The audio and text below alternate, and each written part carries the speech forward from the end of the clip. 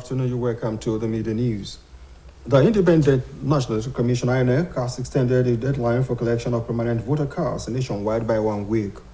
The electoral umpire had fixed January 22nd as ultimatum after the facilities were devolved into the wards and registration areas to ease collection by registrants. National Commissioner and Chairman, Information and Voter Education Committee, Festus Okoye, in a statement said the decision was taken at the end of the Commission's regular meeting where the issue and others were deliberated. He said INEC was encouraged by the turnout of registered voters and the surge in the number of collected PVCs across the Federation. Okoye said in some of the states, as many as 100,000 PVCs were collected in the last 5 days since its evolution to what level started. According to him, the Commission is determined to ensure that registered voters have ample opportunity to collect their PVCs ahead of the forthcoming elections. He added that the Commission was investigating allegations of extortion or officials at some of the collection centers and inducement by some unscrupulous voters to circumvent processes to obtain their PVCs, saying those found culpable will face disciplinary action under prosecution. The Attorney General and Minister of Justice of the Federation, Abakar Malami, says President Muhammadu Buhari's renowned anti-corruption posture and policies have brought to the front burner issues of judicial reforms and independence. Malami made the disclosure in Abuja during the 17th edition of President Muhammadu Buhari's administration scorecard series. According to him, the adherence to the tenets of the rule of law, deepening democratic governance practices, and strengthening institutional reforms across the law enforcement and anti-corruption agencies were part of the cardinal policies at the core of the agenda of Buhari's administration. He added that the justice sector are driven by different stakeholders who play assigned roles ranging from the enactment of laws and interpretation of laws to the implementation of enforcement of laws, with the ultimate aim of ensuring access to justice. He noted that an efficient justice delivery system is key to ensuring Nigeria's economic growth and development, as well as ensuring the socio-economic well-being of citizens, noting that investors are often attracted to the economies where justice prevails.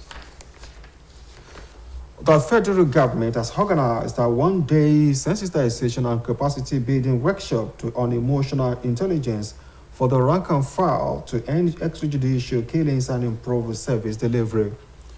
Minister of Police Affairs Dr. Muhammadu Megari Diginyadi, who opened the event in Ula Adamawa State, observed that due to the demanding nature of policing, an officer is exposed to stress and anxiety, which could be transferred to members of the public, thus resulting in infractions.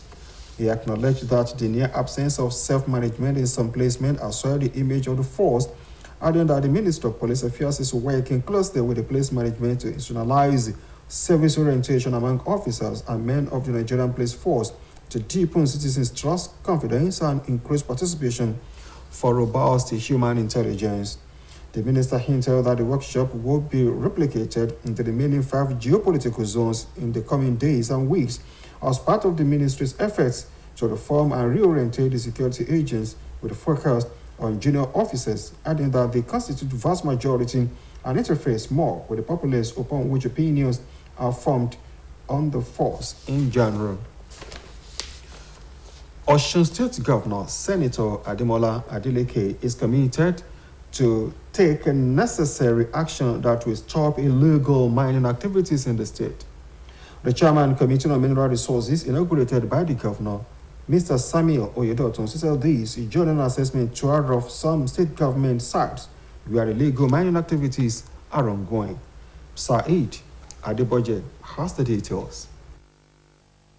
The state government lamented the activities of illegal miners in part of the state. The Chairman Committee on Mineral Resources, Mr. Samuel Oyedotun, told newsmen that the situation involving illegal mining is worrisome and inimical to the growth of Osun State. The committee was put in place by Governor Ademola Adeleke to address perceived sharp practices in the mining sector. As of the time the committee chairman and its members visited some of the mining sites, they impounded several equipment, including excavators and pumping machines. The affected illegal mining sites were also sealed. We are enforcing the mandate that the governor has given us. If we find anybody on site that is not supposed to be there, or everybody should report to the Solid Minerals Office so that we can rewrite our contract or review whatever contract you may have. Several leading personalities and stakeholders also criticized the level of illegal mining going on in some parts of Osun State. What we noticed is that we have some people here mining illegally on a state license, which is not by permission. So we've been able to put a stop to some of this illegal mining, both the company miners and also the artisanal miners. The committee raised by Governor Ademola Adeleke to address the concerns has called on those legal mining operators under the state right to step forward and contact it at the government secretariat along Bagaibadan Road. For Osbc News, this is Saeed Adevoje reporting. Youths of Nonwa Ndume community in the entire council area of River States have discovered a crude oil tapping point on the Trans-Niger Delta pipeline operated by the Shell Petroleum Development Company of Nigeria Limited. Confirming the discovery, the Executive Director, Youth and Environmental Advocacy Center, Fiamfasi Dumamini, said the tap was discovered by youths working as pipeline surveillance contractors. Speaking at the site during an observation tour of the discovery site along with other stakeholders, Dumamini revealed that the tap point is capable of loading 2 tankers of 33,000 liters. And now to sport. Ahead of next month's Africa Under-20 Cup of Nations, the host, Egypt, is sweating over the threat Nigeria and Senegal pose to their chances of qualifying from the group. The 2023 Under-20 AFCON tournament will be played in Egypt between the 19th of next month and the 11th of March, with the top 4 teams qualifying for the Under-20 World Cup in Indonesia in May. The young pharaohs of Egypt, drawn in Group A alongside Nigeria, Senegal, and Mozambique, are aiming to lift their first continental title. Report says that there are some concerns about the presence of Nigeria and Senegal in particular, but Senegal more because Egypt has had bad luck in the past months with them even in beach soccer.